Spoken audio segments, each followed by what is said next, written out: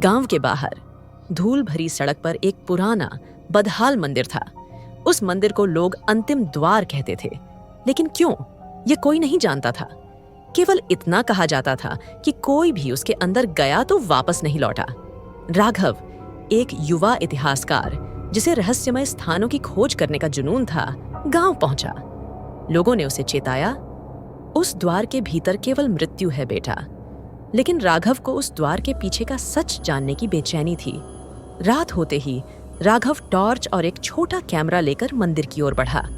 ठंडी हवा ने उसकी हड्डियों तक कंपकंपी भेज दी। मंदिर के विशाल द्वार पर कई सालों से जमी धूल और बेलों के बीच उसने सत्य और मृत्यु लिखे शब्द पढ़े। अंदर कदम रखते ही एक अजीब सी धुन गूंज उठी। यह कोई साधारण धुन नहीं थी। यह उसके बचपन की लोरी थी जो उसकी माँ गाया करती थी। लेकिन उसकी माँ तो कई साल पहले मर चुकी थी। मंदिर के भीतर अंधेरा घना था। हर कदम पर ऐसा लगता जैसे कोई अदृश्य आंखें उसे देख रही हों। अचानक एक मध्यम रोशनी ने उसका ध्यान खींचा। ये एक पत्थर की वेदी थी जिस पर चमचमाता हुआ कांच का गोला रखा था। जैसे ही राघव ने गोले को छुआ, उसके चारों ओर दृश्य बदल गए। वह अब एक विशाल कक्ष में था जहां चारों ओर बड़े बड़े दरवाजे थे।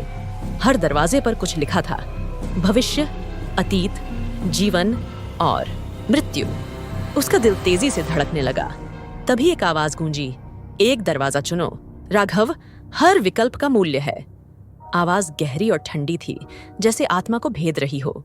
राघव ने अतीत वाला दरवाजा खोला। अचानक वह अपने बचपन के घर में था। उसकी माँ मुस्कुराती हुई उसे बुला रही थी।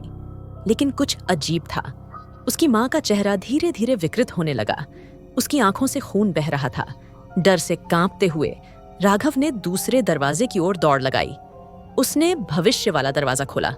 वहां उसने खुद को देखा, बूढ़ा, अकेला और एक अंधेरी कोठरी में बंद। जीवन और मृत्यु के दरवाजे ही बचे थे। राघव ने जीवन चुना, लेकिन यह उसकी भूल थी। दरवाजे के पीछे गहरी खाई थी। वह चीखता हुआ गिरने लगा।